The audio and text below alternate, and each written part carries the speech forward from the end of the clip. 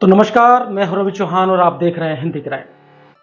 कहते हैं कि प्यार इंसान को कहीं भी ले जा सकता है, लेकिन जब यही प्यार गलत रास्ते पर चल पड़ता है तो उसका अंजाम भी अक्सर खौफनाक होता है। आज मैं आपको एक ऐसी कहानी सुनाने जा रहा हूं जिसमें प्यार, धोखा, जुनून और हत्या सब कुछ शामिल है। तो आज की ये कहानी है यूपी के फतेहपुर जिले के टीकरा गांव में रहने वाले विजय निषाद की। विजय मजदूरी करता था और काम के सिलसिले में अक्सर हमीरपुर आना जाना लगा रहता था। वहीं हमीरपुर के मनकी गांव में रहने वाला कामता प्रसाद गुजरात में नौकरी करता था, जबकि उसकी पत्नी किरण गांव में अकेली रहती थी। एक दिन काम के सिलसिले में विजय इसी गांव में पहुंचा और यहीं पर उसकी पहली मुलाकात किरण से हुई। हैरानी की बात यह है कि पहली ही नज़र में इन दोनों को प्यार हो गया। इसके बाद मुलाकातों का सिलसिला शुरू हुआ, फोन पर बातें होने लगी और देखते ही देखते दोनों का रिश्ता अवैध संबंधों तक जा पहुंचा। लेकिन दुनिया की नज़रों से भला कब तक ये बात छिप सकती है।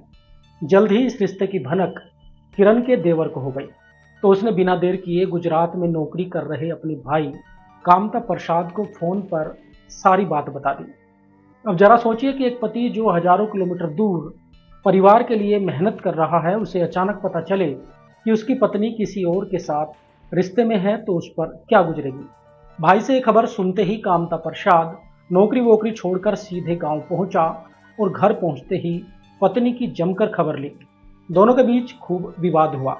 इसका असर यह हुआ कि पति का गुस्सा, परिवार की नाराजगी और रिश्ते टूटने का डर देखकर किरण घबरा गई और उसने अपनी गलती स्वीकार करते हुए कसम खाई कि वो आगे से कभी भी विजय से बात नहीं करेगी।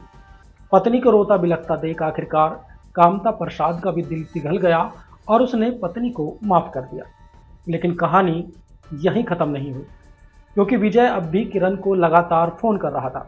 किरण ने कई बार उसे समझाया कि उसके पति को सब कुछ पता चल चुका है और वो अब इस रिश्ते को आगे नहीं रख सकती, लेकिन विजय मानने के लिए तैयार नहीं था। आखिरकार किरण ने उसका नंबर ब्लॉक कर दिया और पहले की तरह अपने पति के साथ सामान्य जिंदगी जीने लगी। धीरे धीरे समय गुजरा और फिर आया 31 मई 2026 का दिन। किरण के मोबाइल पर एक फोन आता है। फोन पर दूसरी तरफ पुलिस थी। पुलिस ने पूछा कि क्या आप विजय को जानती हैं? किरण ने कहा, मैं नहीं जानती। इसके बाद पुलिस ने बताया कि विजय की इस नंबर पर बात होती थी और वो पिछले 23 दिनों से गायब है। इतना सुनते ही किरण घबरा गई और इसी घबराहट में उसने फोन काट दिया। इधर फोन कटते ही पुलिस का शक और गहरा गया और कुछ ही घंटों बाद पुलिस सीधे किरण के घर पहुंच गई। पुलिस ने घर से किरण और उसके पति कामता प्रसाद को हिरासत में ले लिया और फिर इन दोनों को थाने लाकर तसल्ली से पूछताछ की गई। शुरुआत में तो ये दोनों टाल मटोल करते रहे, लेकिन पुलिस की सख्ती ज़्यादा देर तक नहीं झेल पाए और फिर इन दोनों ने जो कहानी सुनाई उसे सुनकर पुलिस वाले भी हैरान रह गए। दरअसल जब विजय लगातार किरण को फ़ोन करके रिश्ता बनाए रखने का दबाव बना रहा था, तब किरण ने मजबूरी में ये बात अपने पति को बता दी थी।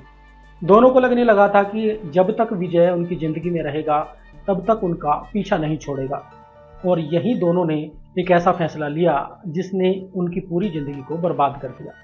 पुलिस के मुताबिक 8 मई को किरण ने विजय को फ़ोन करके घर बुलाया। विजय खुशी खुशी घर पहुंचा।